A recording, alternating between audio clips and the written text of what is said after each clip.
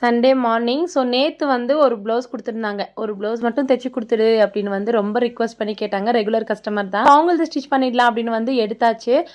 ஒரே ஒரு ப்ளவுஸ் மட்டும் எமர்ஜென்சியாக வேணும். மீதி இருக்கிற 4 ப்ளவுஸ் வந்து ஒரு வாரம் கழிச்சு கொடுத்தா கூட ஓகே தான் அப்படின்னு சொல்லியிருந்தாங்க. ஸோ நான் எப்படி ஸ்டிச் பண்ணேன் அப்படின்னு பார்த்துடலாமா? அவங்க வந்து சிம்பிளாக தான் தைச்சி கொடு அப்படின்னு சொல்லியிருந்தாங்க. நான் வந்து எக்ஸ்ட்ரா ஃபிட்டிங் எல்லாம் போடலாம் அப்படின்னு வந்து நெக் டிசைன் வந்து நார்மலாக அந்த யூ நெக்கும் இல்லாமல் வி நெக்கும் இல்லாமல் நடுவில் ஒரு நெக் மாதிரி வச்சுட்டேன். ஸோ அதுக்கப்புறமா பார்த்தீங்கன்னா சாரியோட கிளாத்தில் கொஞ்சமாக தான் கட் பண்ணேன். ஏன்னா நிறைய கட் பண்ணுறது வேண்டாம் அப்படின்னு கொஞ்சமாக கிளாத் கட் பண்ணிவிட்டு நடுவில் ஒரு லைன் வந்து ஸ்டிச் பண்ணிக்கிட்டேன். அதுக்கப்புறமா நெக் கிட்ட மட்டும் அட்டாச் பண்ணிவிட்டு சைடில் வந்து பார்த்திங்கன்னா 1.5 இன்ச் அளவுக்கு ஃபுல்லாக அளவு எடுத்துக்கிட்டேன். நான் வந்து இங்கே கீழே வந்து எந்த மாதிரி வைக்கலாம் அப்படின்னு பார்த்து நான் ஒரு வழியாக வந்து வி நெக் மாதிரி ஆனால் யூ நெக்கு.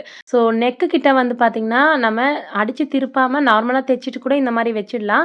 அதுக்கப்புறமா நம்ம பைப்பிங்கோ லேஸோ கூட வச்சிடலாம். ஆனால் நான் வந்து கொஞ்சமாக கேப் விட்டுட்டு ஸ்டிச் பண்ணி சின்னதாக ஒரு லேஸ் வந்து வச்சுட்டேன். சைடில் வந்து சாரீ கலர் லேஸ் இருந்துச்சு. ஸோ அதை மேட்ச் பண்ணி ஸ்டிச் பண்ணிட்டேன். ஸோ இந்த நெக் வந்து ரொம்ப சிம்பிள் தான். ஆனால் நம்ம நார்மலாக ஸ்டிச் பண்ணும்போது ரொம்ப ஈஸியாக தான் இருக்கும். ஆனால் பார்க்குறதுக்கு ரொம்ப கிராண்ட் லுக்கில் இருக்கும்.